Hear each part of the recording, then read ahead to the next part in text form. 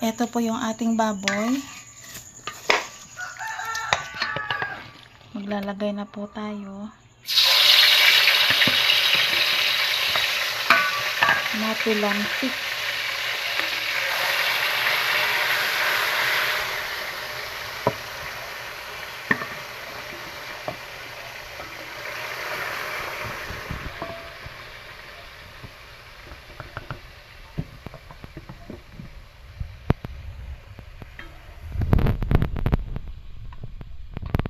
Ito po ay ilalagay ko na lahat. Ay kasya naman. Para sabay-sabay po maluto. Nakapagsaing na rin po ako. Ayan. Ito na lang pong ulam ang aking lulutuin.